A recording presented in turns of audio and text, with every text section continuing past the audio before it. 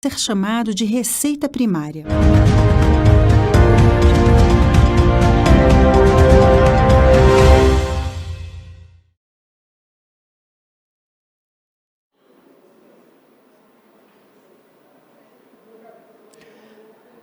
Bom, voltamos ao vivo aqui na TV Câmara, agora sim, para que a gente possa continuar, dar sequência a essa nossa atividade em alusão ao Dia do Orgulho LGBTI+, na Câmara Municipal de Florianópolis. Um seminário que, como eu ia dizendo, foi construído não a duas mãos, mas a dois gabinetes, como propositura do nosso mandato e também do mandato da deputada Luciane Carminati. Agradecer as nossas assessorias que também resistiram a adversidades das institucionalidades que tentam nos excluir, não é mesmo? Mas a ideia é que a gente converse aqui com uma temática que a gente deu, que LGBTI+, existem. Desafios e garantias para a nossa ampliação de direitos, Selma. E resistimos também, exatamente. Então, como eu disse anteriormente, nós vamos ter 3 temas centrais, vamos ter 5 falas, envolvendo a cultura e geração de emprego e renda, saúde integral da população LGBTI+, e cidadania e combate à violência contra a população LGBTI+.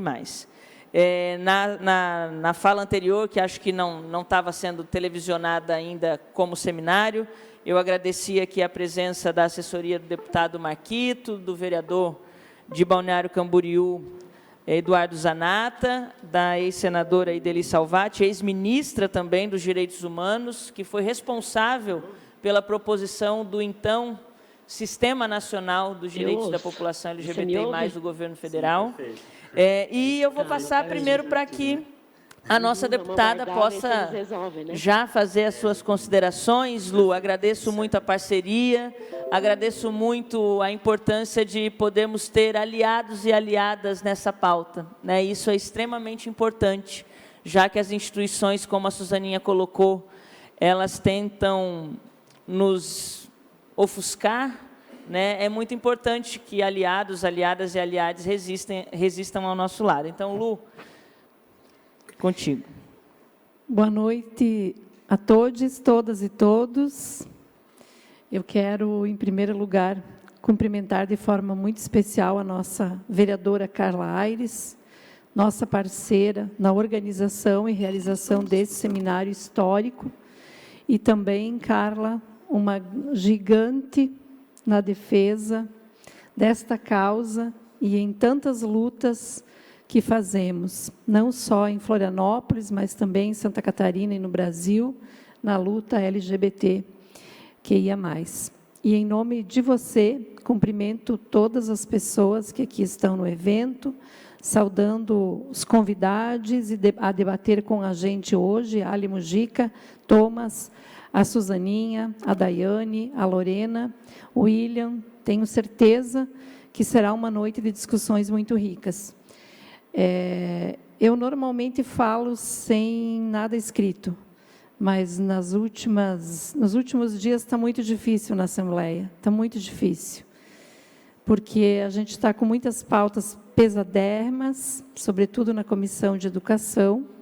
Vocês estão acompanhando, acho que o debate da segurança escolar tem uma linha de armar a escola e uma linha de humanizar a escola.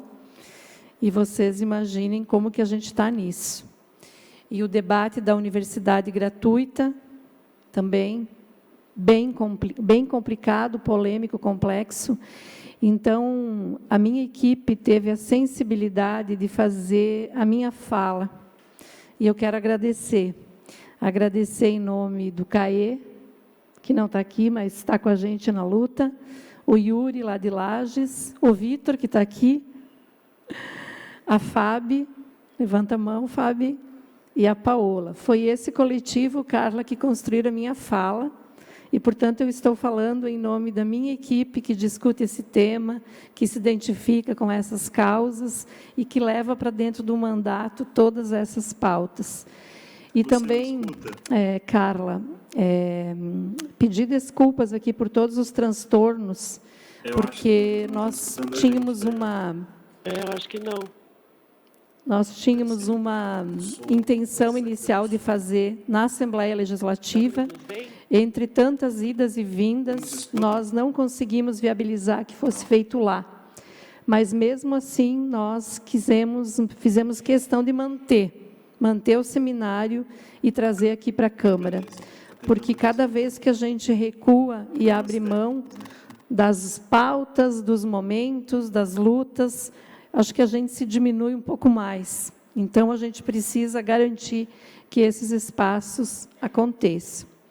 Eu não quero tomar muito tempo, eu quero apenas dizer que hoje é um dia de orgulho, dia de memória, dia de celebração, e é preciso celebrar as pessoas que se colocam em marcha na luta pela construção de direitos, celebrar que estamos no enfrentamento àqueles que querem apagar e anular as pessoas LGBTIs. Tiramos do poder aquele que propagava o ódio, e seguiremos lutando nesse novo tempo na construção de políticas públicas. É preciso honrar a memória de Stonewall e sua rebelião, que segue até hoje nesse momento. A rebelião que fez história, inspira marchas, paradas, organizações e tantas pessoas, que doam tempo e criatividade na construção da luta diária pelo direito de viver. É dia de orgulho de vocês que aqui estão, ocupando espaços, ruas, instituições e parlamentos. Nesse novo tempo que tanto nos orgulha e nos coloca em construção, podemos dizer em alto e bom som, como disse nosso ministro dos Direitos Humanos, Silvio Almeida, as vidas das pessoas LGBTIs existem. São importantes e exigem políticas públicas para que todas tenham dignidade e plenitude de direitos, porque passamos por muitos tempos difíceis. Os ataques não cessaram. Há aqueles que violentam até o direito de dizer que temos orgulho. Seguem as violências físicas e psicológicas. Os corpos LGBTIs são alvos diários da intolerância e do preconceito. É tempo de renovar nossa Stonewall e nos mantermos em construção, nas ruas, nos coletivos, nos parlamentos. Retomamos o Ministério dos Direitos Humanos com o compromisso da construção de direitos. E no governo federal, aqui em Santa Catarina, aqui em Floripa, temos que fazer esta luta. Eu não sou LGBTI, mas estou aqui com vocês e por vocês. Meu lugar de fala e de ação é de alguém que está aqui para escutar. E como aliada nas lutas LGBTIs, acolher a construção necessária. Quero levar para a Assembleia Legislativa a vivência e o acúmulo de toda a luta realizada em Floripa pelas organizações da sociedade civil, pelos nossos coletivos, pela representação política da nossa vereadora Carla Aires. Quero, como deputada aliada, ser instrumento dessa luta na LESC, ecoando o orgulho e a memória de toda a construção de ontem e de hoje, para construir o novo amanhã, lutar para avançar. Que tenhamos um excelente evento. Muito obrigada. Obrigada, deputada Lu. Acho que a gente está tendo um probleminha aqui, o pessoal não está nos ouvindo aqui no Zoom, embora eu acho que a gente ouviu a Dai falar alguma coisa. Lu, muito obrigada pela sua posição, pela importância que tem tido sempre na resistência, mesmo lá a gente tendo esse cenário, tu és e tens um mandato que resiste muito. Considerando aí o seu pedido, né, de ajudar, contribuir, eu quero formalmente já passar para suas mãos todas as proposituras que o nosso mandato já fez nessa casa em prol da população LGBTI+, para que você tenha como exemplo do que pode fazer lá.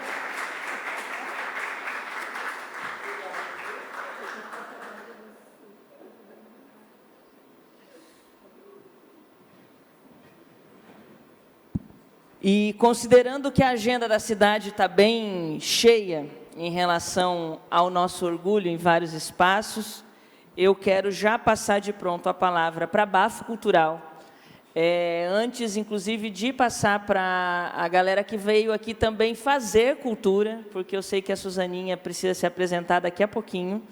E a Bafo Cultural está aqui a nosso convite para fazer uma discussão sobre cultura e geração de emprego e renda.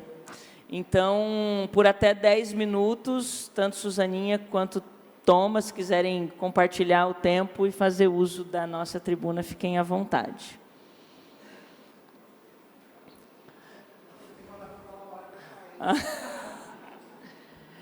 A Bafo foi responsável, junto com o Setorial Estadual de Cultura, por um mapeamento de artistas, né? Tem promovido a inclusão de fazedores de cultura LGBTI+, e veio contar um pouco da nossa experiência por até 10 minutos. Querida, ela fala, né? Ela fala e... Tominhas, venha, querida, venha. A gente veio tom sur tom, a gente veio combinando, né? Eu, Thomas e Lu, Carminati, estamos todas no mesmo tom. Lindezas, boa noite mais uma vez a todos, o pessoal que nos acompanha pela TV Câmara. Olha que bonito que eu estou na televisão. E nós somos a Bafo Cultural. A Bafo Cultural é uma produtora de cultura LGBTQIAPN+. Nós surgimos em 2017, aqui em Florianópolis, a partir dessa inquietação mesmo de estarmos em espaços e não vermos essa valorização das nossas ações, das nossas ocupações, dos nossos trabalhos. E aí... me atrapalhou. Deixa eu construir, peraí. Daí a senhora vai. E aí... Querida, elas são casadas, elas produzem juntas, elas fazem tudo juntas. E aí a gente começou a perceber muito como esse espaço da valorização das nossas potências enquanto artistas da montação eram cerceadas nos espaços que nos contratavam aqui em Florianópolis, né? A gente ficava, mas esse lugar da empregabilidade, da renda que a gente tanto pauta era cerceado. E aí a gente funda a Bafo em 2017, a fim de gerar empregabilidade e renda, né? Porque a gente está nesse sistema capitalista, moramos em Florianópolis, que é uma cidade extremamente cara para sobreviver, né? E nós, enquanto trabalhadoras da cultura, vivemos aqui e queríamos que o nosso trabalho pudesse cada vez mais formar plateia acerca da cultura LGBTQIAPN+. Então, a gente, desde esse percurso, desde 2017, a gente vem produzindo diferentes eventos que potencializam a cultura LGBTQIAPN+, em diferentes ramificações das artes. Nós estamos na arte drag, nós estamos na performance, nas artes visuais, no audiovisual, nós estamos na contação de histórias, enfim, a gente está em diferentes lados da cultura LGBT. E, a partir disso, a gente, então, constrói esse lugar de entender também que precisávamos estar debatendo as políticas públicas, né? Que precisávamos acessar as políticas públicas, porque os cachês das boates, as portarias das boates, elas não estavam nos ajudando a pagar conta. Então, a gente precisava ter um subsídio a nível de governo federal para que o nosso trabalho acessasse uma dignidade maior. E aí a gente funda, então, né, Tominhas, a Setorial de Cultura LGBTQIAPN+, em 2019. Uma setorial que é municipal, né, diz respeito ao nosso recorte de Florianópolis, mas a partir dela também a gente começa a expandir esse pensamento, essa visão de cultura LGBTQIAPN+, né, e de... em detrimento do esvaziamento de pauta que a gente tinha nas boates, a gente percebeu que a gente poderia ir muito além a partir disso. Então, a gente começa a mapear o Estado de Santa Catarina também, no movimento de fundar uma setorial estadual de cultura LGBTQIAPN+. Esse movimento começa a se projetar de fora de Floripa, de fora de Santa Catarina, e hoje o nosso diálogo ele é federal também. Então, estamos construindo uma setorial que é federal, que é nacional, que diz respeito às trabalhadores da cultura LGBTQIAPN+, a nível Brasil, com pessoas como Ruth Venceremos, Petra Peron, Victor DeVolf, Simi Larra, Mary Ju Silva, dentre outros nomes. E aí é interessante que a gente comece a entender que esse lugar da cultura LGBTQIAPN+, nunca foi um espaço onde nós, trabalhadoras da cultura, sabíamos contextualizar o que é a cultura LGBTQIAPN+, né? Quando as pessoas nos perguntavam, tá, mas o que é? Por que vocês estão trazendo isso? O que é a cultura LGBTQIAPN+? Então, a gente começa a se debruçar sobre isso e a também entender o que é a cultura LGBTQIAPN+, entender quem somos, quais são as nossas reverberações, como que a nossa potência existe. A partir disso, a gente começa, então, chega a pandemia, né? Essa construção ela é de 2019, chega a pandemia, e aí, queridas, Deus nos acude, né? Porque a gente precisava, ainda mais porque se o mercado de trabalho formal não nos quis, é na cultura que nós, pessoas LGBTQIAPN+, existimos. Né? É ali que a gente expressa as nossas vontades, os nossos medos, os nossos quereres, né? O nosso lugar de fala é construído através da cultura. São esses os debates que nós começamos a entender a partir dessas nossas ocupações com a cultura. E aí, queridas, a gente acessa os editais do SC Cultura em Sua Casa, editais emergenciais, né, que também tiveram muita movimentação da deputada Luciane Carminati para que a verba pudesse, né, saiu lá do seu gabinete, né, deputada, e veio para o... Muito grata, querida, a gente nunca conversou sobre isso, não tive tempo, mas, querida, ó, a senhora arrasou. E assim, queridas, a dignidade delas acessa a partir do momento onde nós vimos pela primeira vez em Santa Catarina a cultura LGBTQIAPN+, legitimada nos editais públicos. Por conta de muita discussão, muita articulação, elas indo lá, batendo na portinha, falando, queridas, cultura LGBTQIAPN+, também existe, estamos aqui, temos diferente, né? E argumentando e construindo os nossos argumentos acerca da cultura LGBTQIAPN+. Essa foi a nossa primeira ocupação, e a partir daí, queridas, a gente já não tinha mais, assim, a gente não tinha mais tempo a perder acerca da cultura LGBTQIAP+, a nível estadual.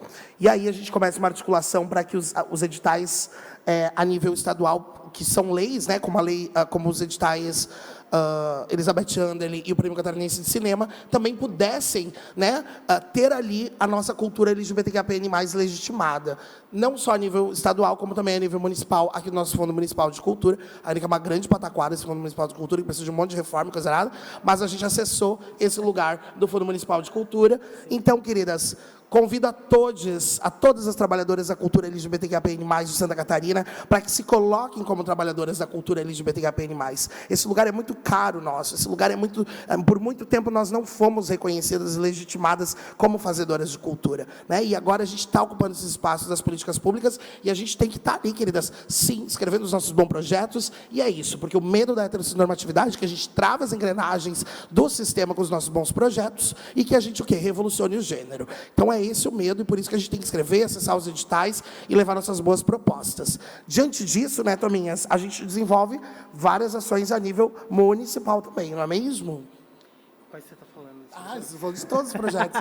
Fala, Transforma, fala de tudo. Vários projetos, né? Então, a gente tem aqui em Florianópolis, Santa Catarina, pela Bafo Cultural, em parceria com a DÉ, a Transforma, Festival de Cinema da Diversidade de Santa Catarina, que esse ano vai para a sua 5ª edição. É o único festival de cinema da diversidade do sul do Brasil, então tem um peso muito grande para o audiovisual LGBTQIAPN+, nacional. É um festival que é muito acessado, tem um número sempre muito grande de inscrições de filmes. Também a gente desenvolve a Queer Fest, que é talvez nosso principal projeto de impacto hoje. Aconteceu sua primeira edição recentemente, foi nesse último final de semana. Nem dormi também. Porém, a gente conseguiu colocar dentro do mesmo evento toda uma gama de manifestações artístico-culturais, contemplando audiovisual, música, artes visuais, artesanato, enfim. E, dentre outros projetos também de impacto mensal, como o Bingo Drag Show, Drag Brunch Floripa, Cabaré Tupini Queens, dentre outros. E é muito interessante pontuar, assim, como a gente viu um desenvolvimento da cultura LGBTQIAP+, aqui em Floripa, a partir dessas ações de ocupação com a Bafo, né? E a Bafo, ainda que sejamos eu e Thomas ali que seguramos as dívidas, ela é construída por diferentes sujeitos que também acreditam na cultura LGBTQIAP+, né? Colegas que somam forças, os colegas que vêm junto, né? Agregam valor e tudo mais. Então, é muito importante esse processo, principalmente da pedagogia, da formação de plateia. Hoje, a gente tem assim, uma formação de plateia para a cultura LGBTQIAP+, gigantes comparada quando a gente começou em 2017. E isso eu não digo enquanto, nossa, como elas mudaram o mundo, não, mas enquanto esse espaço de ocupação, de entender que o privilégio não é culpa, e esse lugar, né, também de 2 pessoas brancas ocupando, é muito mais fácil o acesso. Então, nós entendemos que, hackeando esse lugar, né, acessando esses espaços, a gente poderia trazer todas aquelas outras corporalidades inviabilizadas que talvez não acessariam aqueles lugares. E a gente traz isso quanto recorte, por exemplo, logo menos estamos saindo, fazer o Bingo Drag Show no Franz Cabaré, que é a nossa 14ª edição. mensal, estamos há mais de um ano fazendo esse projeto, gerando empregabilidade e renda, que é totalmente beneficente. Toda a venda das cartelas a gente destina para ONGs e projetos sociais aqui de Floripa. A gente já beneficiou 14 instituições e ONGs. Isso é uma conquista porque, queridas, estamos ocupando os espaços e as camadas. Isso, assim, para a gente é o mais potente, porque é isso, a revolução se faz também nesses espaços de quem consegue acessar. A partir do momento que a gente acessou, queridas, ninguém consegue segurar a gente. Só para complementar, acho que o melhor exemplo do nosso trabalho nesses anos todos de bafo cultural é que uma performance em balada já não basta mais. A gente não quer o lugar do entretenimento na balada. A gente tem drag dentro de teatro agora. E isso é uma potência gigantesca. A gente tem revolucionado também os espaços que nos colocam enquanto artista, né? Você só pode performar em cima dessa caixa de som numa balada. Não, isso não nos basta. Nunca nos bastou. A gente sempre quis ir além, né? Então, a gente começa a perceber que, de fato, esse ir além conseguiu transformar, de certa forma, a nossa sociedade, o nosso entorno, a nossa comunidade.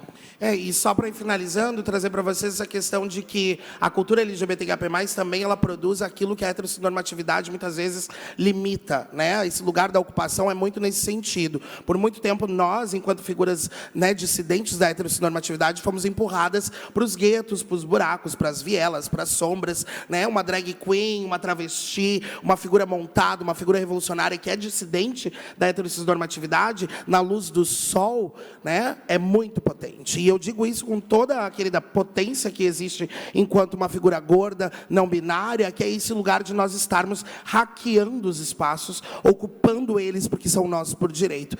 A Bafo Cultural está aí, estamos aí, queridas, para ocupar cada vez mais os lugares. Agradeço imensamente o espaço de fala. Quem ainda não conhece o nosso trabalho, somem, a louca, vai embora. Somem-se a nós, venham, colhem junto, porque nós temos muito a crescer e a transformar também. É isso. Estamos aprendendo, mas ao mesmo tempo estamos revolucionando e ocupando, porque, queridas, o que é nosso e ninguém tira. E só mais uma coisinha, querida, a revolução está montada. A revolução está montada. Obrigada, viu? Muito obrigado a todos. Um beijo. Obrigada, Suzaninha. Agora eu vou cantar mais um pouquinho. A gente canta daqui a pouco lá no Franz. Obrigada, Bafo. Obrigada por tudo que tem promovido aqui em Floripa, em Santa Catarina. Total. A representante do Ministério dos Direitos Humanos e Cidadania, Daiane Bruneto, também está esperando para uma outra agenda que lá em Brasília está tendo pleno do Conselho Nacional. Então, ela pediu para já falar, e como justamente ela iria falar e vai falar sobre programas do governo federal sobre geração de emprego e renda, eu acho que a gente já fecha esse ciclo, e daí a gente vai passar, na sequência, para o Islan Cruz e Souza, que é um espaço que tem promovido cultura também, e feito a resistência, hackeando espaços na nossa cidade, para que a gente também vivencie essa cultura de que a gente está falando.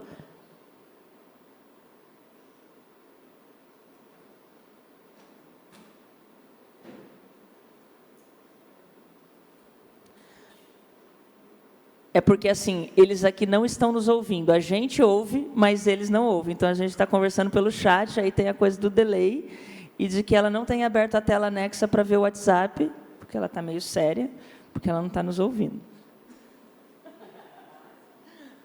Alguém manda um WhatsApp para a Daiane?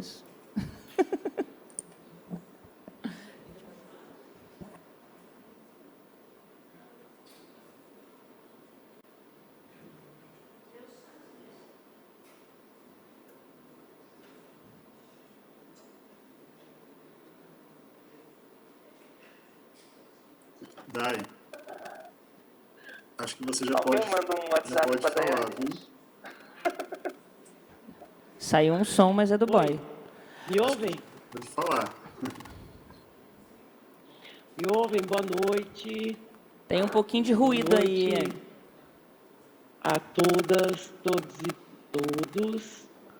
É um prazer estar aqui com vocês. Quero agradecer o convite. Estão me ouvindo? Tá. Então, quero agradecer o convite, parabenizar a iniciativa da vereadora Carla Aires e dos coletivos e movimentos sociais. em marcar esse dia do orgulho, que é dia de luta também, é dia de se orgulhar,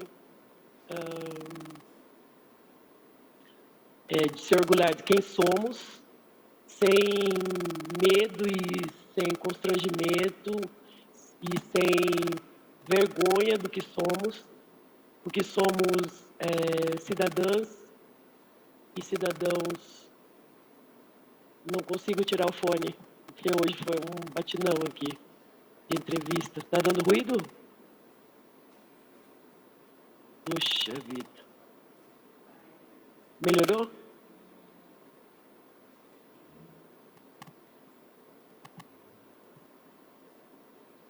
Espera aí, gente. Vou tentar aqui.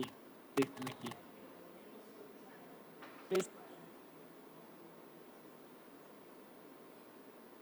Não melhorou? Eu tirei o fone. Melhorou? Tá. Então... Pensa cá, por favor. Tá me ouvindo? Tá. Então, vou começar de novo, né? Então, boa noite. Não? Esse negócio aí tá lesbofóbico, hein? Eu olhei, tá lesbofóbico.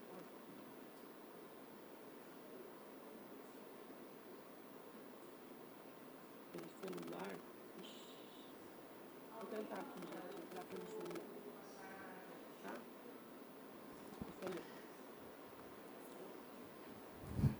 Ela vai te ver aí, ela vai reconhecer. Bom, então, enquanto a gente resolve esse probleminha técnico na tecnologia pós-pandemia, eu vou passar, então, para o pessoal do Islã Cruz e Souza para fazer uma apresentação, que vieram aqui fazer uma batalha de poesia para nós. Quem que tá, Chay? Pode puxar aqui, ó, e falar mais... Aí. Pode crer. Vai ser, não sei. Eu tom de voz é alto, então é isso. Meu nome é Chayane, eu sou uma das organizadoras do Islã Cruz e Souza, que é um coletivo de arte independente, que compõe a Sara, compõe a Daiane, que não está aí, compõe a Uneda, compõe várias pessoas, junto com o Iris, e daí hoje a gente convidou os poetas Gábilo, Trava-Língua e a Roupa, para a gente fazer uma rodada de poesia. Eu vou só explicar, quem aqui já ouviu falar sobre Islã, quem conhece o que é Islã? Islã é uma batalha de poesia falada. Então hoje a gente trouxe poetas, a gente vai fazer uma entrevista muito curta. Não vai ser uma batalha, porque para isso a gente precisaria de chave. Por favor, senão vocês não vão sair na transmissão. Tá certo. Tá, eu vou administrando aí, pode ser? Então, eu alinhei mais ou menos de 1 a 4, daí eu preciso de um número. 3. 1, 2, trava-língua. Todo o Islã, ele tem um grito, né, uma palavra de ordem. A gente que é do Cruz e Souza, a gente fala onde a voz ecoa e o grito ousa, e vocês respondem bem alto, Islã, Cruz e Souza, certo? Aonde a voz ecoa e o grito ousa? Islã, Cruz e Souza! Qual o limite da tua inclusão? Tu não aguenta ver preto, pobre, travesti, nem tocar na tua mão. Olha pro noticiário, irmão. Qual é a cor de quem diz empresa contrata e de quem diz polícia mata, atiro e não me retiro antes de dizer a merda que é pra quem não nasce com indicação. Empresa do papai não vai ter não. Tu vai começar a trabalhar com 14, pras 12 tá na escola. Caderno na mesa, lápis na mão e corre, preta. Corre para não perder o busão. E ainda vai ouvir falar sobre meritocracia. De quem chega em casa, a comida tá feita e não tem nem louça na pia. Bota a mão na consciência, porque eles vão tentar justificar tudo isso com ciência. Dizer que é a ordem natural das coisas. Então, quem te preda? Se o branco tá no topo da cadeia do alimento, o preto é que tá dentro. A pele preta é sempre a que jogam pedra. Pedro foi pra escola. Pera, não voltou. Onde foi que o menino se amarrou? Na verdade, nem chegou. Pegaram ele no caminho e foi pou. Com 9 anos, o menino deitou. Deitou não, foi deitado pela mão do Estado Armado que mira e atira, sem nem olhar para o lado. O dedo já estava engatilhado, antes mesmo do menino ter engatinhado. A gente sempre a caça, eles, o caçador. Sabe quando que vão aprender a lidar com a nossa dor? Quando o tapete e a cabeça que está empalhada na sala não for da nossa cor.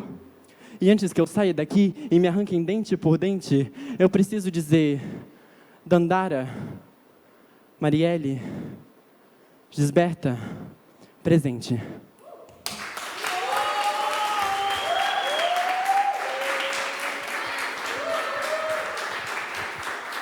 Esse momento no slam geralmente é o momento que os jurados dão a nota, né? Mas hoje a gente não vai ter nota. O número de 1 a 4 menos 3.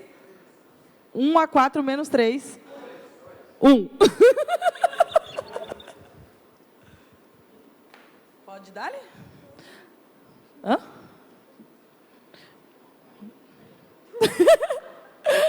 Aonde a voz ecoa e o grito ousa.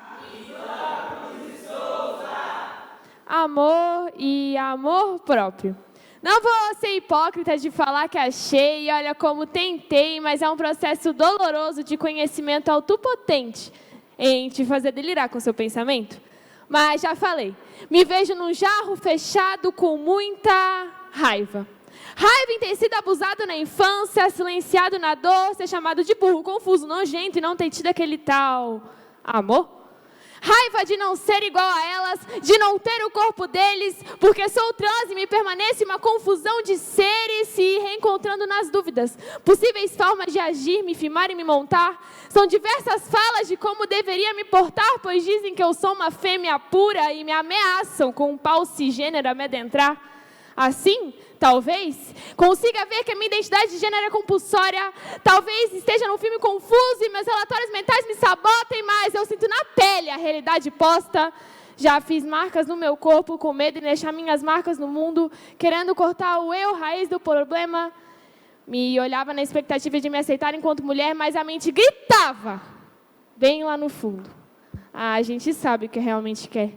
Ser, viver e agir de maneira livre, mas a sociedade me impulsiona a acreditar que deveria vir pronto em seus moldes.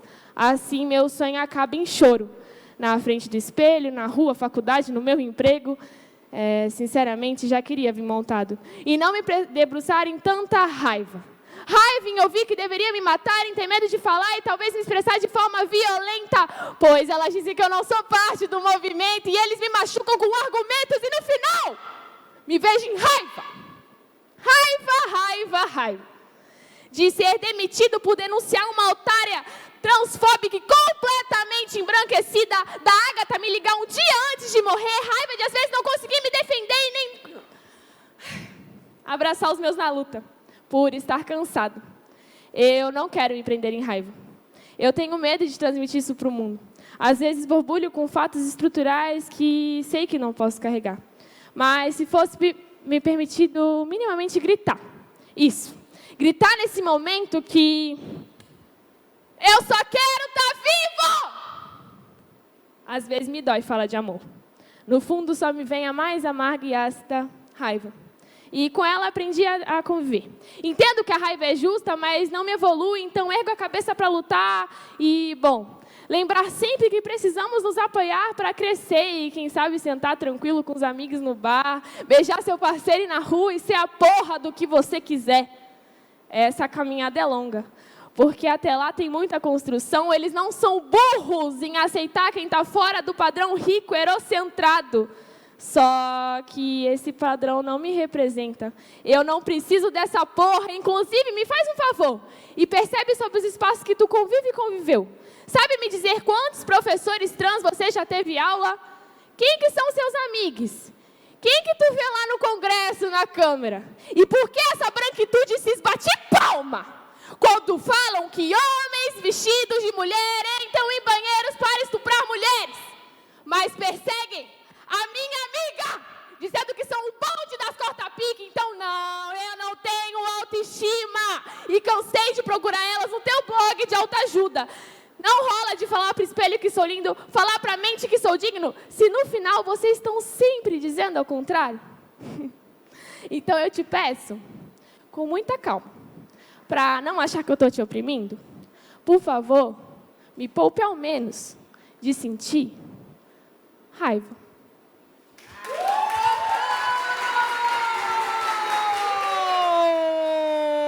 O Iris é um dos organizadores responsável pela comunicação do Slam. Então, se chamarem no Instagram, o Slam Cruz de Souza, com certeza é ele que vocês vão encontrar. O número ficou 2 ou 4? 4. Rolf. Aonde a voz ecoa e o grito ousa. Primeiramente, cá estamos na Câmara Municipal, mas todo dia estamos na Câmara Fria do Mortuário. Todo dia estamos na luta, mas hoje as travas invadiram o plenário. Eu vivo numa zona de não viver. Sou menino demais para o banheiro feminino e me é arriscado demais entrar no masculino. Mas não me querem saber quem sou. Só me apontam um dedo, dizendo tudo que não sou. Gay, afeminada, quase uma mulher. É um transtorno que atinge 2% da população. Me dói o coração. Mas vocês não querem saber. Me coloco no campo de não ser o desviante, incomum, deficiente. Me acusam de poder abusar de alguém no banheiro. Ele tem pau. Já pensou o que pode fazer comigo? Primeiramente, eu gostaria de ser ouvido. Me empurram para o banheiro, onde posso ser violentado. Me encaram torto no banheiro onde quero ir. É como se eu não me encaixasse, nem nos banheiros, na vida ou no grupinho de meninas cis. É como se aquelas conversas não passassem por mim. Me dói. Alguém próximo dizer que vou me arrepender da transição, pois tanto de pessoas desistem depois de um ano, me enquadrando com uma patologia, disforia de corpo. Isso não sou eu, é mentira. Me diz, quem se arrepende de buscar a si mesmo? Me arrepender de ir fundo para me encontrar? Tu me conta mentira, se com uma mudança simples no nome da chamada, uma prótese de peito feita de meia, ou mesmo me chamarem pela forma que eu peço, me deixaria profundamente felizarda? Tu chama de militância e eu de reconhecimento. Me dói. Dói saber que ninguém estará por mim quando eu pedir ajuda, que se eu sair com uma saia ou uma maquiagem na cara, podem me ameaçar, como já ouvi de canto. Será que é um menino? E eu respondi mentalmente, a quem isso importa? A menos que tenha um fetiche no meu corpo, essa é a única forma de pensar em mim. E eu não seria a resposta para a sua sexualidade reprimida, ou o pecado escondido de sua recaída, não seria o escape do seu desejo. Pensando em me fortalecer para aguentar o peso enorme de olhares a me cortar, me junto dos meus. Busco força nos braços de quem passa o que eu passei. Por isso, me corporei e fico, para além, transcentralizo. Me junto em refusos para encarar essa realidade cruel. Armamos de poesia e estudo para combater, amamos a nós para fortalecer nossas ligações. Por isso, inicio falando, amo meu namorado. Fico extremamente orgulhoso e feliz de ver ele dando a cara nos movimentos. Calma aí. Por isso, inicio falando, amo meu namorado. Fico extremamente orgulhoso e feliz ao ver meu boy Seta dando a cara, criando movimentos, sendo ele mesmo, declamando sua raiva sobre gente cis. O que, no fundo, também sinto. Raiva de quem se atravessa e ultrapassa os limites de si, decidindo opinar sobre algo que não entende, também não pertence. É disso que tenho raiva. Com Iris, aprendi a me portar diante de algo que me aflige, reagindo e aquilombando. Novamente, me dói, mas não estou sozinha. Se eu gritar, terá alguém para me ajudar. Se eu precisar, terá alguém para me apoiar, pois serei o apoio de alguém também. Eu, egos, roubo, zero, escrevo minhas dores e raiva, num ataque orquestrado. Termino e escrevo aqui, manifesto travesti.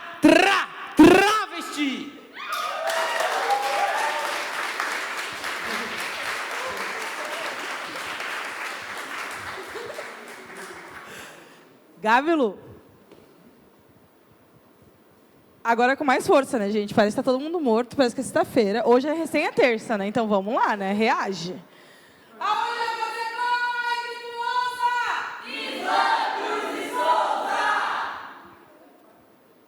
Quando eu comecei minha transição, eu passei um bom tempo reivindicando um não lugar. Boa parte dos meus pensamentos eram, eu não sou uma mulher. E parecia que eu queria pegar alguém desconhecido e falar, eu não sou uma mulher. Aí um dia, um amigo, Demétrio Campos, 23 anos, preto de pele escura, falou comigo: Gábilo, se você quer, transiciona. Mas preto trans tem problema. E eu transicionei. 3 meses depois ele se foi. Sucumbiu no sistema, virando a estatística que os trans masculinos carregam de antes dos 25 já estarem sem vida, e eu segui e transicionei. Hoje eu tenho 26. Até que na transição, eu atingi uma outra camada. Eu não preciso mais falar que eu não sou uma mulher. Que alegria, né? Só que não. Nos últimos 6 meses, eu fui parado pela polícia mais vezes do que eu consigo contar para vocês. Na última, eu estava lá, subindo o morro, até que eu notei aquele carro. A polícia me seguia, eu dava um passo, eles davam 10, e é sempre assim, estava na minha cola. Meu coração acelerou e eu pensei, meu Deus. Do nada, o carro parou e eu ouvi: para aí, ô neguinho. Neguinho, eu? Eu não sabia se eu ficava feliz que, no meio da escuridão, eu me passava de machão, ou se eu pensava: que complicado, se descobrem que eu sou trans, vou apanhar e triplicado. Eu estava lá de corpo presente naquela rua e a cabeça bem longe pensando: eu sou trans, eu tenho uma filha, que tanto de camada de mala sem alça para carregar nessa vida. Mas é isso. E aí eu escutei um: sai andando. E eu dei um passo e parecia que eles davam 10. E em 10 passos deles, 10 segundos meus, eu ainda tive tempo de pensar que virar as costas era super perigoso. Na falta de opção, eu fui dando um passo por vez, tão lento quanto a vontade que os brancos têm de ser antirracista. E a cada passo que eu dava, eu calculava se já tinha distância suficiente para eles não me matar, queimar roupa, não tirar a minha roupa e não expor que eu tenho xota. E aí eu notei que, de um lado, eles queriam minha xota, mulato exportação, que eu dançasse de montão, e do outro, eles querem minha morte. De um lado, a serventia, o cuidado, o abandono, a solidão, perdendo filho, marido, cunhado. Do outro, um outro tipo de assédio, a cadeia, o tráfico, eu sendo parado com peso de uma morte a cada 23 minutos, certeza que esse número está errado e que, para matar preto favelado, leva menos tempo do que a gente levou para apertar 13 na urna. Na confiança ali na última de que era a única saída para a gente melhorar um pouco a vida. Mas voltando, eu andei e a cada passo na rua, sem olhar para trás, eu me aproximava de mim e me afastava deles. Me aproximava de nós e me afastava deles. Quando eu cheguei em casa, estava todo molhado, mas um pouco eu tinha me mijado. Passei a mão pelo meu corpo para confirmar que eu estava vivo, bati minha cabeça, deitei na minha cama e confesso que fui dormir achando graça. No outro dia eu nem lembrava.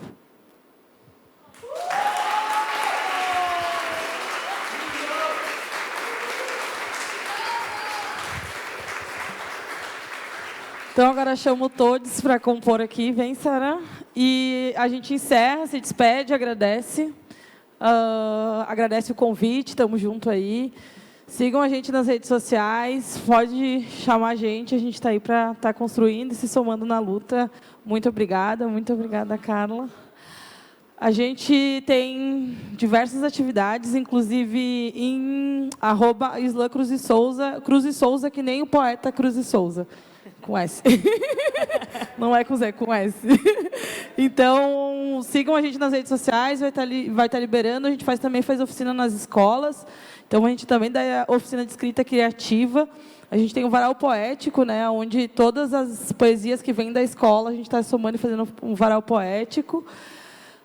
Dia 25 de setembro, a gente vai ter a edição estadual, que vai ser no Guarapuvu da UFSC, no período da tarde. Então, aonde a gente vai estar, né, elegendo aí o poeta que vai estar representando Santa Catarina no Slam Nacional, que vai acontecer em novembro, em Minas Gerais. Show! E dia 30 de julho tem semifinal, também tem o Slam Cia Nosso Olhar, tem o Slam Xodó, tem o Slam Carijó, tem o Slam Colline. Então, a gente tem mais de 6 slams aí na ilha para se somar junto e colar. É isso. Muito obrigada. Arrasou. Obrigada, Chay. Obrigada, galera. Pessoal, a gente teve um problema com o som, realmente, na verdade, era do computador, aqui na Câmara, então, infelizmente, tanto o William quanto a Dai não vão fazer a contribuição deles. Eu vou passar imediatamente para a Ali Mujica professor e doutor em saúde coletiva, para poder fazer a sua fala sobre saúde integral da população LGBTI+, e como que a gente pode avançar mais sobre essa temática em políticas públicas por até 10 minutos. Ali, obrigada.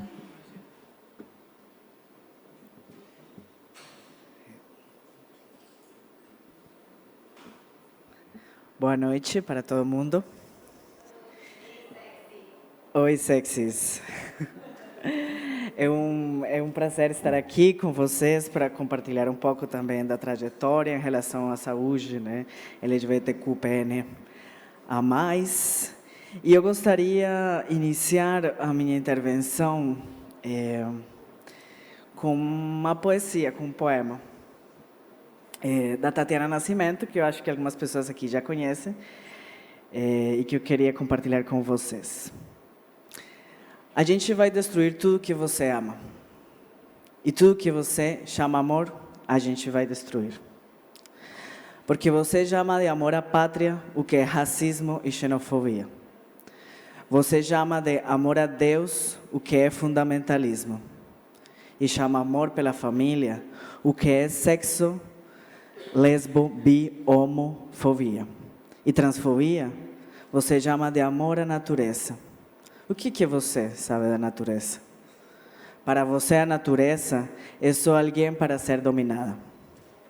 O que você chama de amor pela segurança é militarismo. E o capitalismo, você chama de amor pelo trabalho. Mentira. É pura adoração pelo dinheiro. Você chama de amor pela democracia o que é golpe. E especismo, você chama de amor à espécie humana. O que você chama de amor às palavras sagradas é um caso clássico de tradução errada. Que conveniente para você chamar Deus de Ele, né? Mas eu vi Deus e é uma mulher preta. Então se liga, a gente é seu apocalipse queer e vai destruir tudo que você ama. O que você chama de liberdade, seu amor pela civilização, pela cultura erudita, a gente vai colocar fogo. Porque é genocídio, é epistemicídio, é colonização. Você quer matar tudo que ama, tudo que ri, tudo que goza, tudo que dança. Tudo que luta, quer matar a gente, quer matar tudo o que sente. Mas a gente, que nem semente daninha, sobrevive, invade e destrói. A gente que você amaldiçoa, em nome do seu amor normativo, segregador e doentio, a gente é que é amante. A gente é que vive e espalha amor. A gente é seu apocalipse queer e vai destruir tudo que você ama. Então, iniciando com essa poesia, Tatiana Nascimento, mulher negra brasiliense, poeta, cantautora, editora também da PADE, onde ela também faz a questão de publicar pessoas negras e pessoas LGBTQIA+. Eu comecei, eu falei que agradeço estar aqui, agradeço muito a Carla Aires também pelo espaço, e eu fiquei pensando o que eu poderia também conversar com vocês neste dia, né? Que as pessoas colocam como Dia Internacional do Orgulho, do nosso orgulho. Né? Estou aqui enquanto uma pessoa profissional da saúde, que estudou medicina, enquanto uma pessoa que também tem, né, mestrado e doutorado, que conseguiu acessar esse espaço aqui no Brasil, na UFSC, que uma pessoa que trabalha e trabalhou com a saúde, as pessoas trans, travestis, transmasculinas, não binárias, e também como uma pessoa trans, como uma pessoa migrante, como uma pessoa gorda, racializada, como uma pessoa que transita diferentes espaços também do ativismo e espaços também acadêmicos, entre outros. E, ao mesmo tempo, eu fico pensando sobre esse orgulho. Né? Não vou dizer que me custa, às vezes, pensar no orgulho, por tudo que vocês já escutaram hoje aqui. Mas, ao mesmo tempo, eu consigo reconhecer-me também dentro desse lugar de resistência, de estar ocupando também os espaços que eu desejo, que me pertencem também, assim como pertencem a outras pessoas, mas também se pagam preços, né, por esses lugares de ocupação. E um lugar de ocupação da saúde é um lugar que eu quero manter, Mas é um lugar bastante complexo. Vocês saberão, a medicina, a saúde, ela é constituída, né, através de uma norma cis heteronormativa, como já foi nomeada aqui essa norma, branca, colonial, magra, né, da pátria, né, patriotista e afins. Então, temos uma medicina que ela constitui corpos, pessoas e entidades específicas. Ela tem um projeto político, ético, afetivo específico, que, muitas vezes, por não dizer quase sempre, coloca nós, pessoas LGBTQ, I, PN+, na margem dessa saúde. E aí, a gente, então, tem a epidemiologia, que vocês sabem, é muito importante, que é a que cria os números. E é importante criar números, a gente está em um paradigma numérico, epidemiológico. A gente precisa de um número para fazer política pública, essa é a ideia. Só que, se vocês param para pensar, a gente precisa que as pessoas morram para a gente pensar em que é preciso política pública para criar um cuidado para a vida. Veja bem, eu preciso que as pessoas morram, mas não uma. É um número significativo com o qual você consiga sensibilizar minimamente uma população para que ela diga, é real, está morrendo. E aí elas possam voltar em um cenário e dizer, vamos aprovar essa política. Isso já é violento por si só.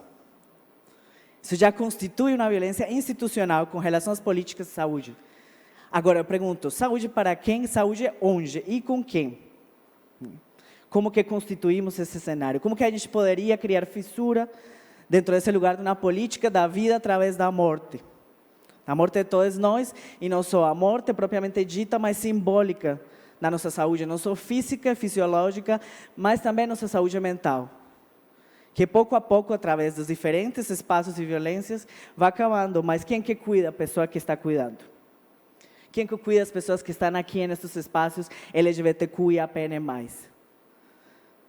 São perguntas, eu tenho muitas mais perguntas que respostas, gente. E a ideia é que a gente constitua também os espaços de saúde de forma coletiva, né?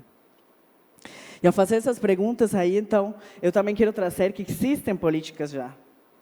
E que a gente precisa, então, constituir caminhos para que essas políticas realmente sejam efetivadas, e não só efetivadas, sino que continuem e sejam permanentes. Então, criar espaços para elas. A gente tem a política de saúde integral LGBT. Política feita em 2011, inclusive antes, já estava sendo organizada, estava sendo planejada. Veja bem, tem mais de 10 anos dessa política aqui no Brasil. E ainda onde a gente fala essa política, as pessoas não têm ideia. As pessoas da saúde não têm ideia da sua existência. Por outro lado, a gente também tem aqui, no município, o Plano Municipal de Políticas Públicas LGBT. Temos esse plano, é maravilhoso, tem vários eixos, está o eixo saúde. Cadê? Onde que está esse plano sendo efetivado, de fato? Então, temos também o processo transexualizador, temos também toda uma luta política do movimento trans, travesti, transmasculino e não binário, pela construção de uma lei em relação à identidade de gênero, que é uma lei, inclusive, para a gente pensar a saúde de uma forma integral, mas que constantemente está sendo, né, colocado empecilhos para que essa lei aconteça. Então, o que é saúde? Saúde é isso, é construir caminho de forma coletiva. Como já foi falado pela Susanita, eu gostaria também que outras pessoas estivessem aqui escutando e discutindo com a gente. Porque é coletivamente que a gente também constitui esse cenário, inclusive com aquelas pessoas que não querem escutar. Mas não querem escutar por quê? Essa é a minha pergunta sempre. O que tanto incomoda essas pessoas? O que tanto a gente mexe com a própria existência delas, que elas querem destruir a nós, das diferentes formas possíveis. Mas, ao mesmo tempo, para mim, saúde também é este espaço com as pessoas que eu conheço, que eu vi aqui, conversando, fazendo slam, compartilhando também suas próprias histórias. Para mim, isso também é saúde, é poder me reconhecer em outras pessoas, é a gente poder ter espaços de reconhecimento, que faz falta, sim. É a gente poder também criar esse vínculo, esses laços afetivos, porque isso que nos faz a gente resistir. E mais do que resistir, porque eu estou cansada e também a gente resistir, cansa bastante, é a gente viver mesmo. sabe? Eu tenho saudades de viver, né? De não estar sobrevivendo o tempo inteiro. Veja bem, sobreviver. Sino de viver, tranquila. Olha, minimamente, tranquilamente. A gente pede dignidade. Veja bem, uma palavra tão simples, mas tão complexa da gente constituir. Então, os caminhos que eu penso para a saúde é pensar também a gente, né, ser menos adultocêntrica. E a gente... Um minuto, sexy. Ah, tá. Gente, o tempo passa muito rápido. Mas, ai meu Deus, gente, estou indo. É a gente também, então, sermos menos adultocêntricos e estar pensando também e escutar crianças e adolescentes LGBTI, PNA+. Escutar e não subestimar essas pessoas e reconhecer que o que essas pessoas têm a dizer também é uma produção de conhecimento em relação a esse local onde elas estão. Ou seja, existem sim crianças LGBTQ, PNA+. Por favor. Não vamos apagar essas entidades, como vem acontecendo nesses últimos dias. Então, acho que, como falta um minuto, eu vou fechar. Ah, tá. 30 segundos, eu adiantei o tempo. Mas é que meu tempo não é linear. Né? Mas tudo bem. Então, eu quero convidar então, vocês, todas as pessoas que me estão escutando, então, a reconhecer, né? A reconhecer também essas violências, mas reconhecer também as potências do movimento LGBTQ+, de reconhecer as pessoas que estamos aqui ocupando espaço, de reconhecer também as formas que a gente pode potencializar-nos mutuamente, né? E desejando, então, também a todas nós, pessoas LGBTQ e APN+, desobediência, sensualidade e tesão. Que assim seja. Hoje é um dia de luta, mas é um dia também para sensualizar as nossas existências. Agradeço a escuta. Obrigada, Ali. Eu vou passar, para finalizar as falas, antes de voltarmos à mesa ou abrirmos para quem ainda resiste aqui conosco, a Lorena Cordeiro, que é representante da Defensoria Pública do Estado de Santa Catarina, que também tem feito um trabalho de proteção, não é, e de defesa dos nossos direitos, daqueles que a gente tem construído, e pode fazer uso da palavra. Lorena, obrigada pela presença.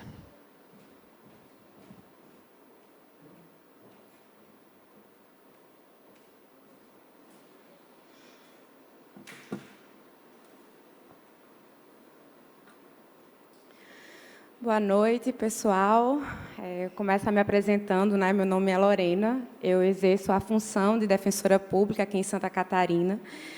Pelo sotaque, vocês podem perceber que eu não sou daqui, né? Não sou de Santa Catarina, eu sou de Natal. Então, eu sou uma nordestina que veio construir a Defensoria Pública no sul do país, né? Estou nessa tarefa aí, bem desafiadora. E aí eu quero saudar a todos, todas e todos que estão aqui ainda conosco, em nome da Carla, em nome da Luciane também, que organizaram nessa atividade tão importante. Inclusive, aproveito para agradecer o convite, né, em nome da Defensoria Pública. É muito importante esse espaço que a gente tem para apresentar o nosso trabalho, para dialogar com a comunidade, né, com a sociedade civil, para que cada vez mais pessoas tenham acesso, né, tenham conhecimento, que é algo tão precioso, né, sobre seus direitos. E parabenizar também por essa iniciativa, né, porque a gente sabe como o espaço institucional é um ambiente muito duro para a população LGBTI+, né, como foi dito aqui pela Suzaninha, e permitir que essas pessoas estejam aqui ocupando cada cadeira desse plenário, participando do debate, trazendo, né, a sua arte, falando sobre sua vida, é algo realmente que não é só simbólico e representativo. É uma ação até ousada e muito necessária para essa luta. E aí, a Carla deu uma saída, mas tá. Não, eu queria também me solidarizar com ela, né? Porque com a Carla e quebrando um pouco o protocolo e não falando nesse parênteses, não falando como defensora pública, mas como Lorena, né, como uma militante de direitos humanos que veio de Natal. Eu fui assessora parlamentar, né, de Natália Bonavides, quando ela era vereadora e depois como era deputada. E o que a Carla passou, né, o que ela relata hoje aqui da ameaça de morte era algo, infelizmente, muito comum na vida de mulheres parlamentares que se colocam para fazer essa luta.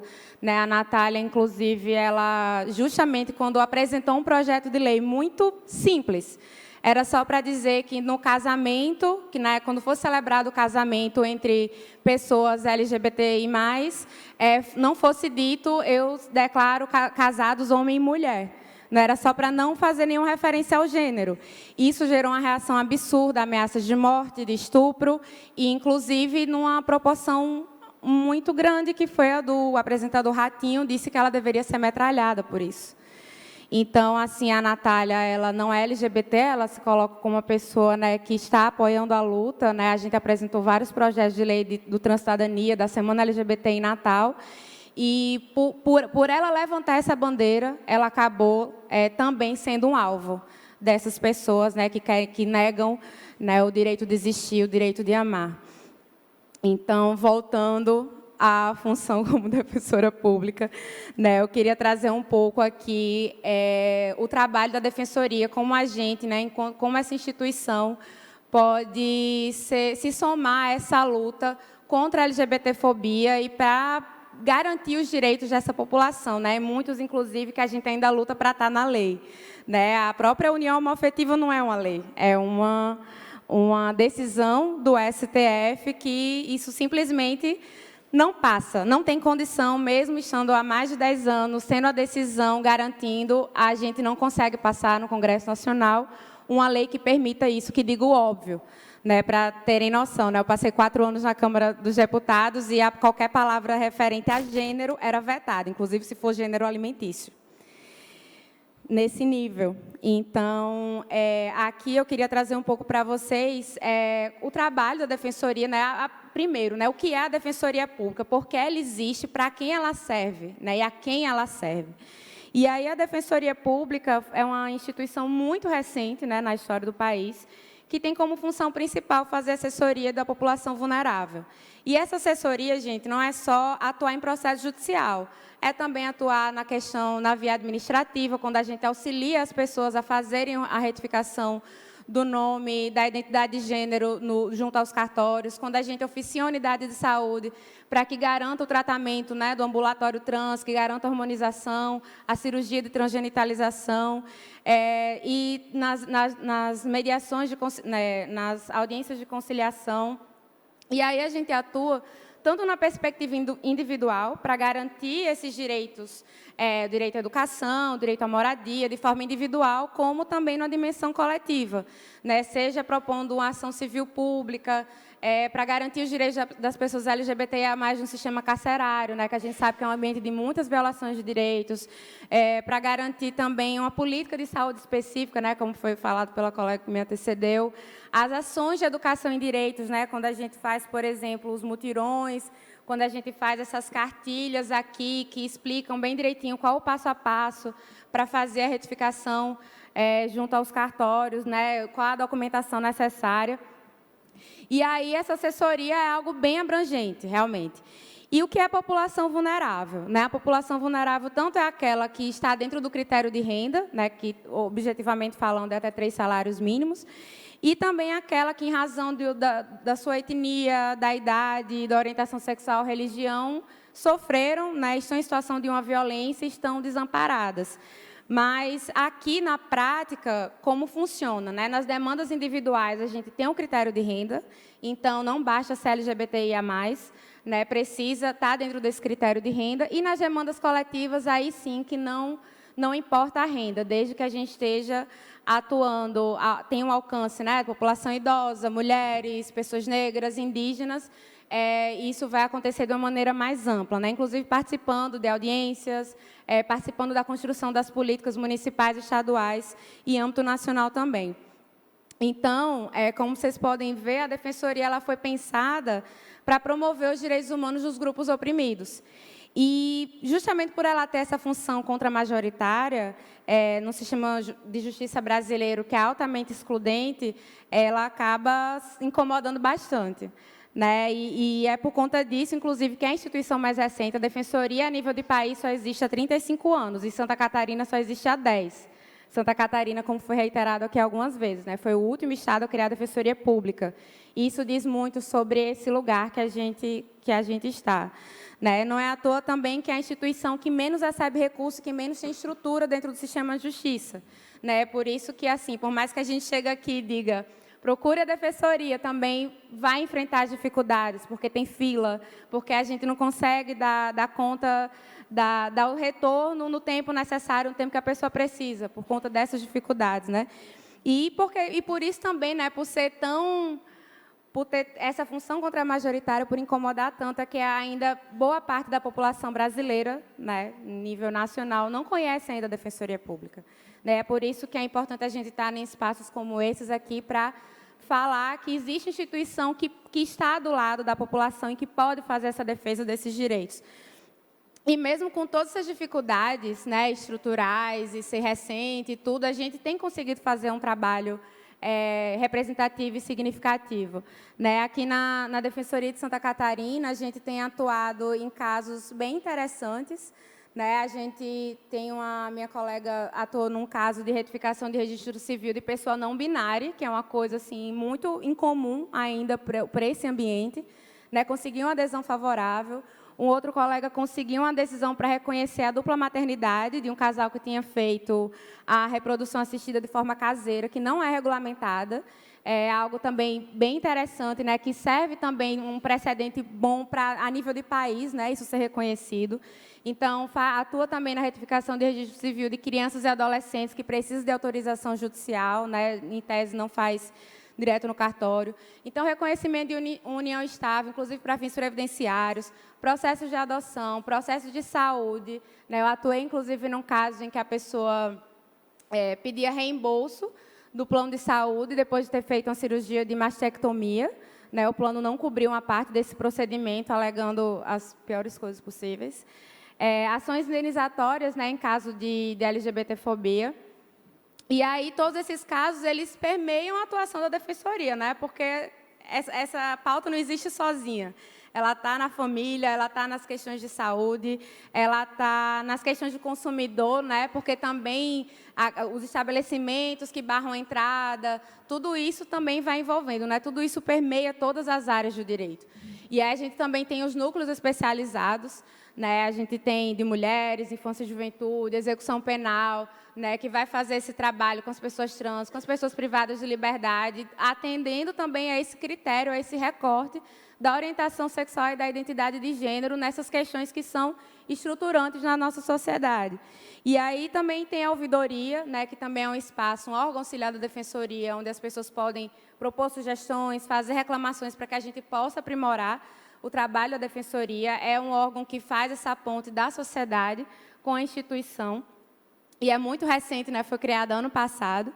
E a gente também tem atuado nos mutirões, né? Inclusive, a gente fez um recente, né? Esteve participando da Parada Gay em Chapecó, né? Teve umas defensoras públicas que estavam lá fazendo orientação jurídica, distribuindo cartilha.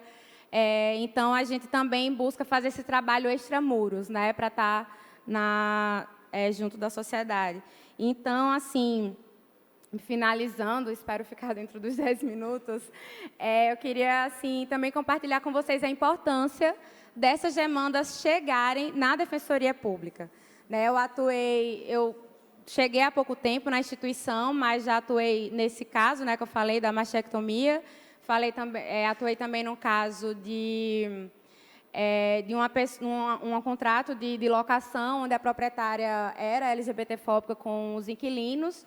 E como essas situações, assim, tipo essa da cirurgia, me provocou a fazer uma pesquisa muito mais profunda, né? A procurar normativa de ANS, da questão de trabalhar isso como um direito à dignidade, não só como direito à saúde, mas à dignidade da pessoa.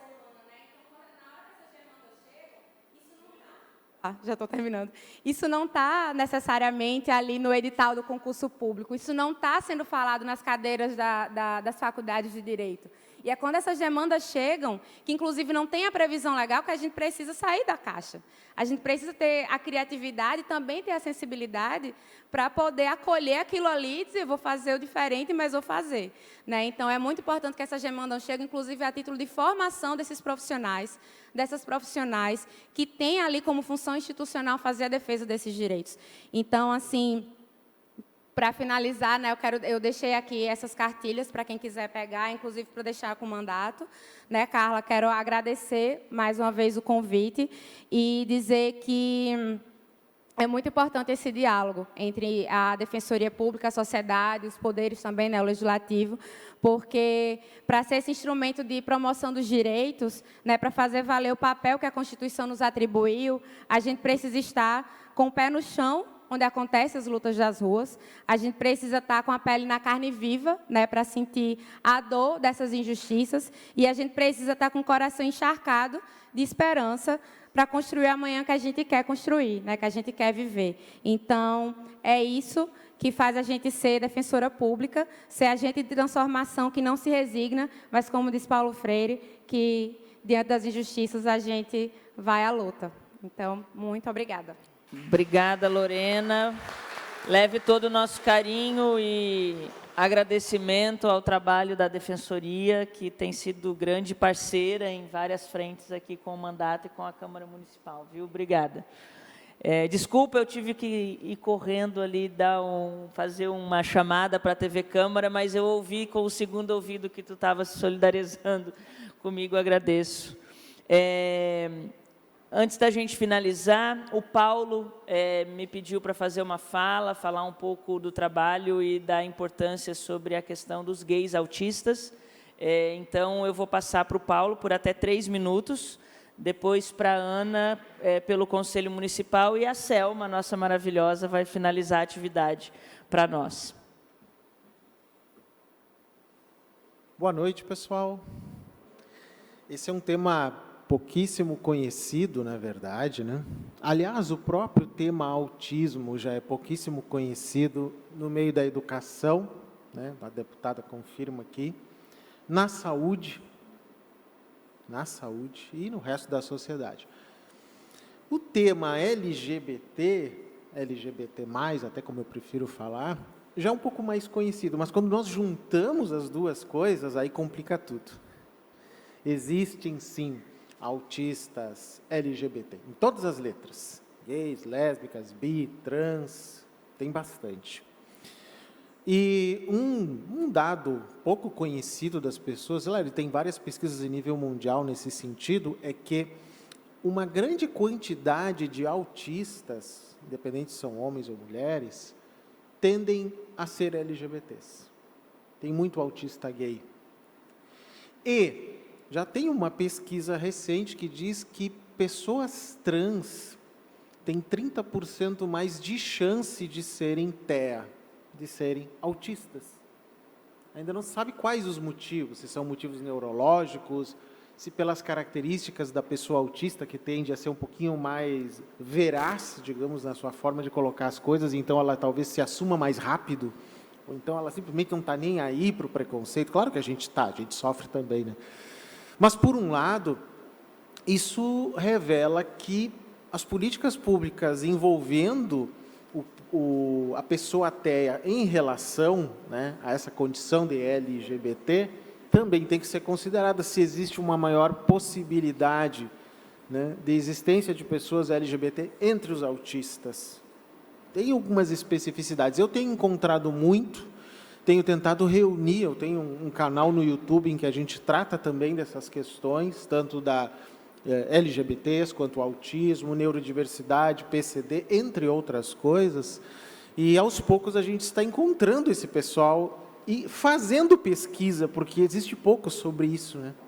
Tanto que aqui nesse momento, eu estou tendo uma das primeiras oportunidades de colocar isso em uma Câmara, e não estou falando em uma Câmara de Santa Catarina, estou falando em uma Câmara do Brasil. Só para vocês terem uma ideia do aspecto histórico que isso aqui representa. Então, eu morava no Rio Grande do Sul, vou fazer 53 anos, né? Então, tive um ativismo muito grande no Rio Grande do Sul, especialmente Porto Alegre, que tem uma parada, inclusive, bem conhecida, e agora eu começo a tomar frente como as coisas funcionam aqui em Santa Catarina. Só que aí tivemos a pandemia, o pandemônio, né? Aí complicou tudo. E agora que nós estamos retomando, como a Carla disse antes, até, né, voltando a aprender a usar tecnologia, nós precisamos mudar algumas coisas, né? Então, a minha proposta é exatamente que a gente entenda que o mundo mudou, sim, depois desses anos de pandemia. Em alguns aspectos não foi para melhor, foi uma grande decepção para a gente. Mas, por outro lado, nós temos agora outros mecanismos que permitem que a gente trabalhe em conjunto. Até os mandatos coletivos agora são uma coisa tão interessante, na minha opinião, né? Que eu pensei, se um dia eu quiser me envolver com política, eu acho que eu vou querer um mandato coletivo, porque é bem interessante essa ideia, né? Então, eu digo assim, é a minha primeira questão, assim, aqui, não só em Florianópolis, como toda Santa Catarina, e coloco todo, né, o nosso trabalho, o canal, o pessoal, todo mundo à disposição, não só do mandato, né, da Carla aqui, me solidarizando também com as ameaças que se tem recebido, e eu sei que isso, infelizmente, é muito comum no Brasil, mas colocando à disposição de toda a nossa comunidade LGBTQIA+, não importa como é que são as letras, né, é uma coisa que a gente ainda tem que ajustar, porque sempre tem mais gente que precisa de representatividade, mas também para os autistas, pessoas TEA, que também estão aí, diagnosticados ou não, gente, que essa é outra polêmica ainda, mas me coloco à disposição de todo mundo para falar sobre isso em momentos futuros. Muito obrigado, agradeço a vocês. Muito obrigada, Paulo. A gente já tinha feito o compromisso de conversar com mais tranquilidade, né, num segundo momento, mas muito importante tu trazeres essa questão para que a gente se provoque também a pensar as nossas políticas públicas e direitos, não só de forma transversal, interseccional, enfim. Ana, até 3 minutinhos.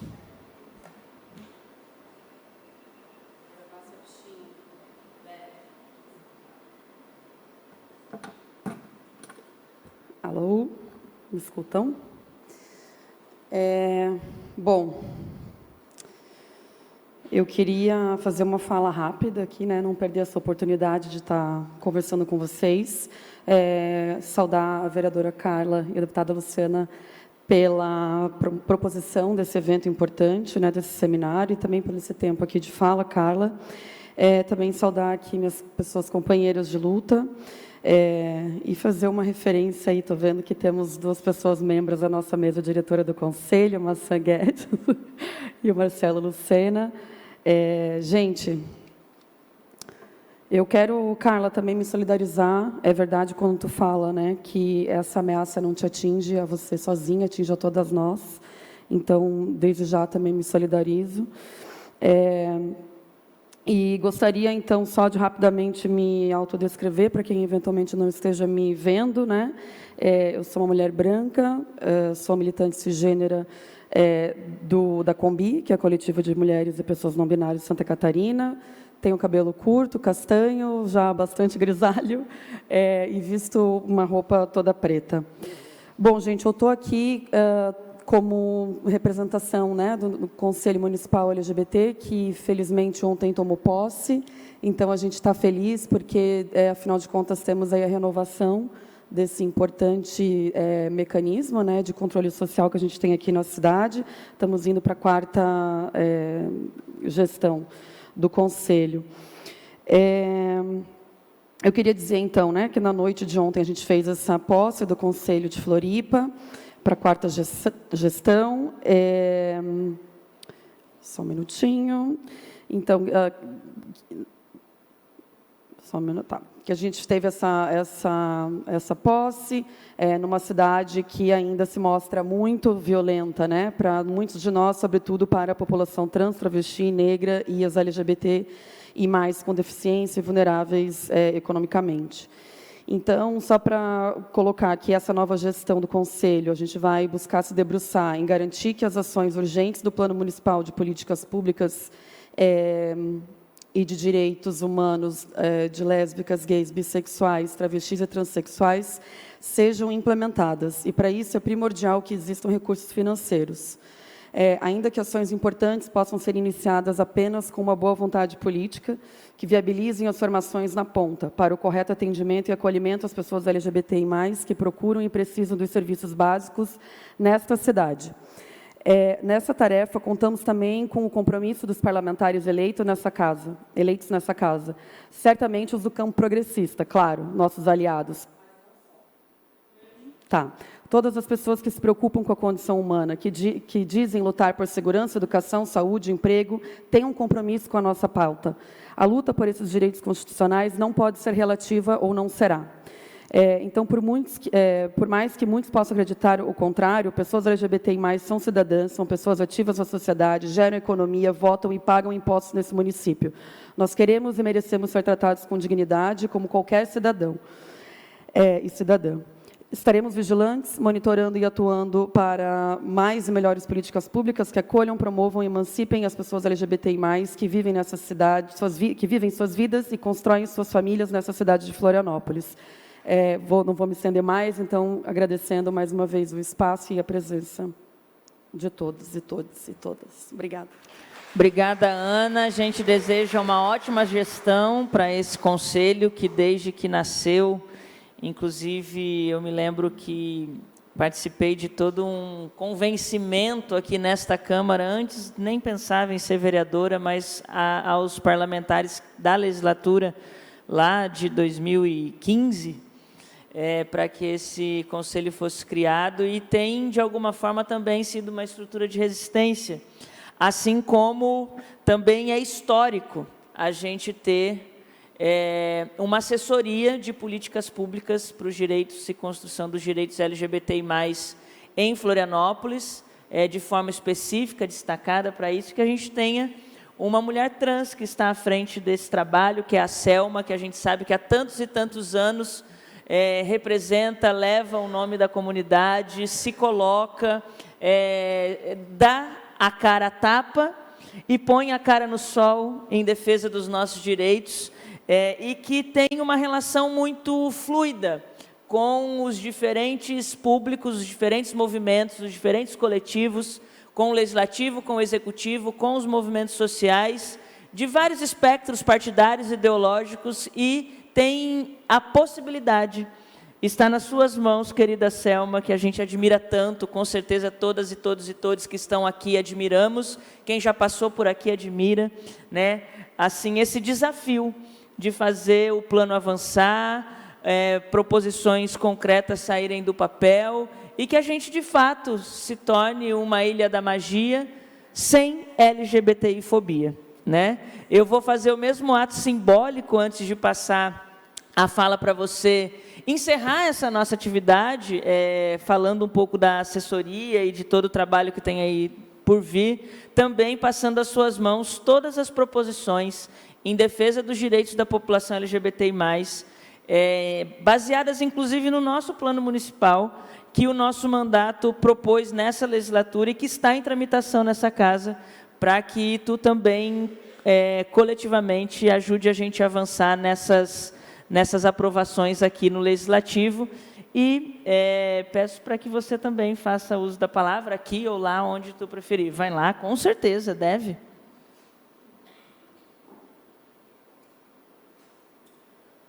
Boa noite a todas e todes.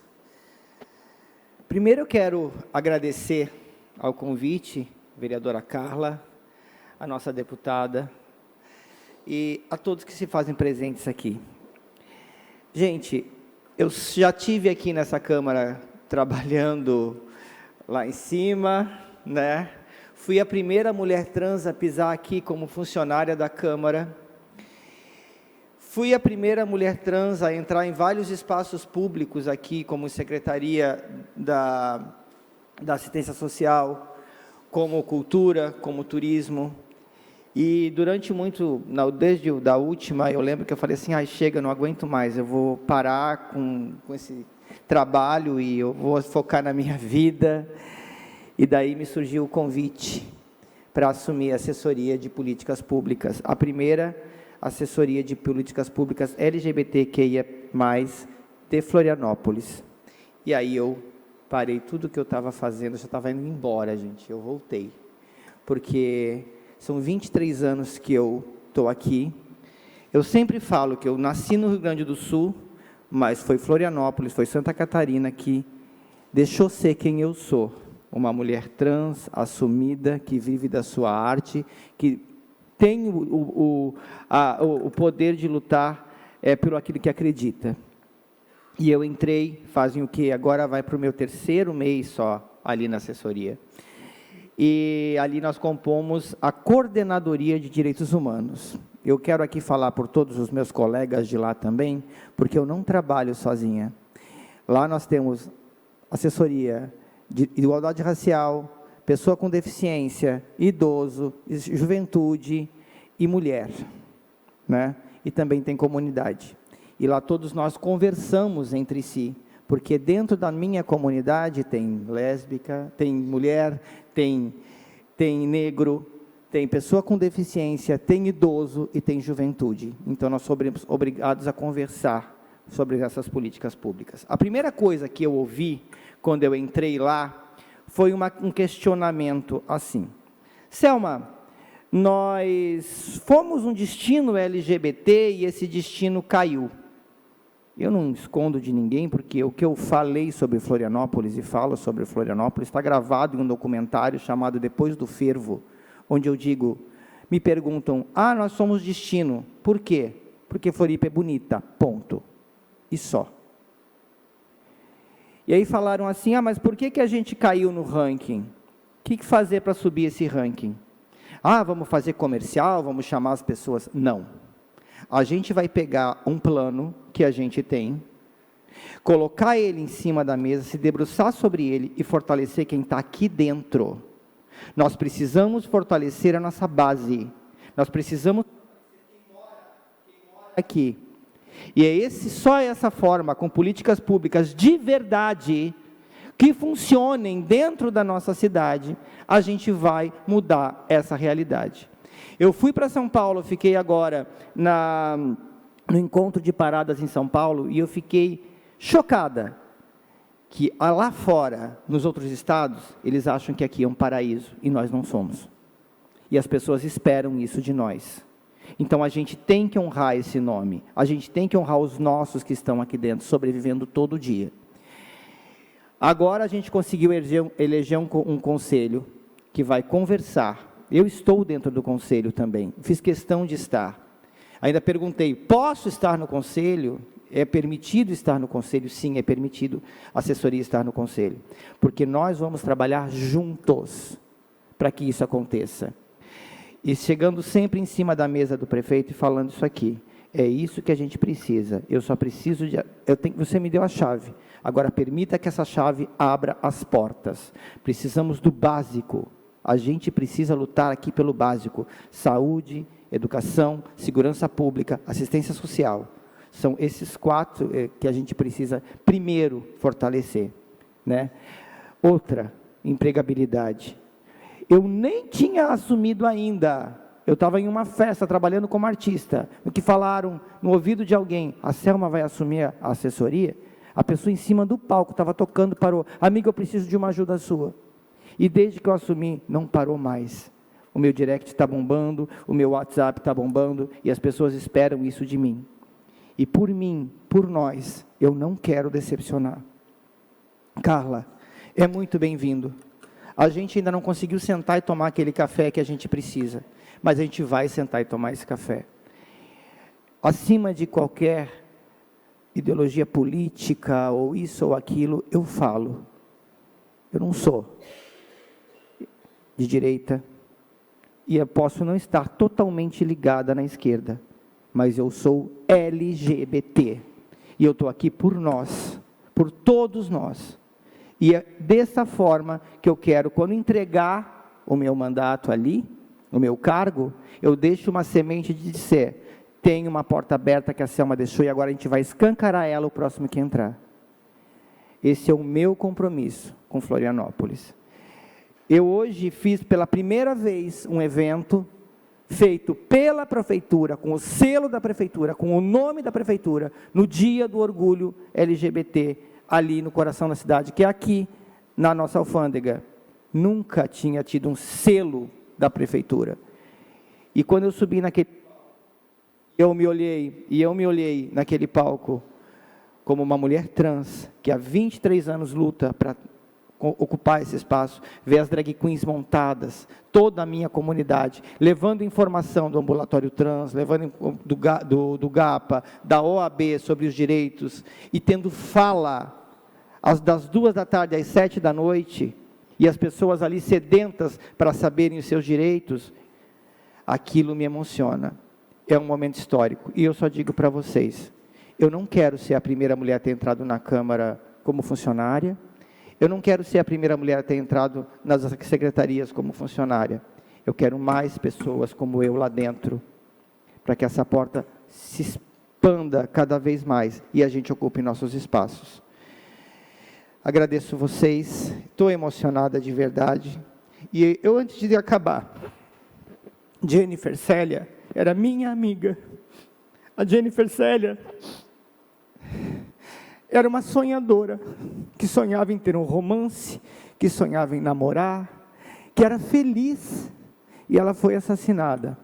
No dia que ela morreu, um delegado disse, eu não posso falar essa palavra aqui, mas disse que era um crime e ele não ia investigar. A gente fez uma passeata nos ingleses com a população, e fomos bater na porta da delegacia, que a gente queria justiça, e a pessoa foi presa.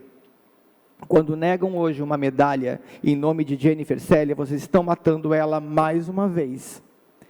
Que essas medalhas sejam distribuídas, dadas por essa casa, para que nossa população não seja mais uma vez agredida e invisibilizada.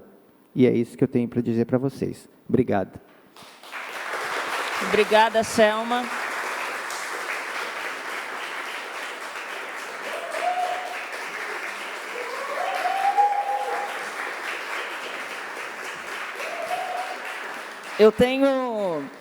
Eu tenho certeza, Selma, que tudo isso que você falou ali, que é o seu desejo de que as políticas, ou alguma coisa das políticas avancem, a gente vai conseguir, porque vai conseguir junto, como você falou agora, com a sua presença ali.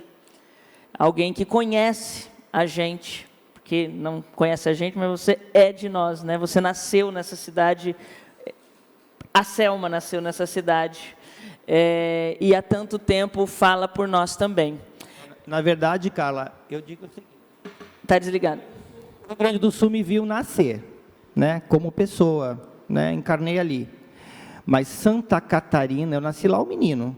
Ganhei força, aprendi a andar, a lutar. Mas Santa Catarina viu a Selma nascer. Exatamente. Então, eu posso dizer que eu sou catarinense. Porque aqui me deu, e por esse povo aqui, que me fez, que me deu tudo. Então, gente, assim, ó, quando alguém fala assim, a Selma gaúcha, em partes é, mas a Selma é nossa. E é isso que eu quero deixar para vocês. Selma, e depois da chuva, nós vamos ver muitos direitos florescer com a sua presença ali, eu tenho certeza. Parte dessas propostas que a gente apresenta agora diz respeito à empregabilidade trans no nosso município, com empresas que venham a firmar contratos com a prefeitura, por exemplo, e acho que a gente pode avançar muito, Ana.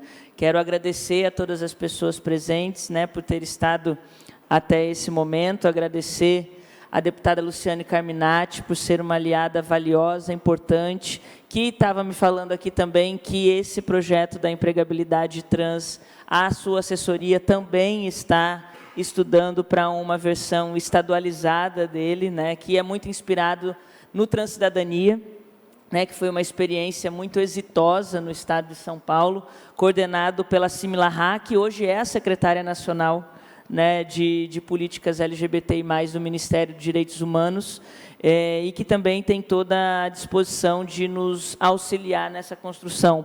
Um pouco do que a Daiane ia falar, passa por aí também, né, sobre os programas que devem vir de parcerias do governo federal com universidades federais e poder públicos municipais, principalmente nas capitais, ficaram vários AIs, né, vários plurais, para fomentar essa empregabilidade a partir do segundo semestre. Então, acho que a gente vai poder avançar nessa temática e que a gente avance junto. Mais uma vez, eu sei, Ali, que a gente está cansada de resistir, né, mas essa nossa resistência tem nos impulsionado também adiante. Muito obrigada. Obrigada a toda a nossa assessoria técnica aqui da Câmara Municipal por ter ficado conosco até o momento, a presidência da Casa por ter autorizado que a gente fizesse essa atividade no período noturno, depois da sessão, e a todos que ficaram, todas e todos que ficaram conosco até agora. Muito obrigada.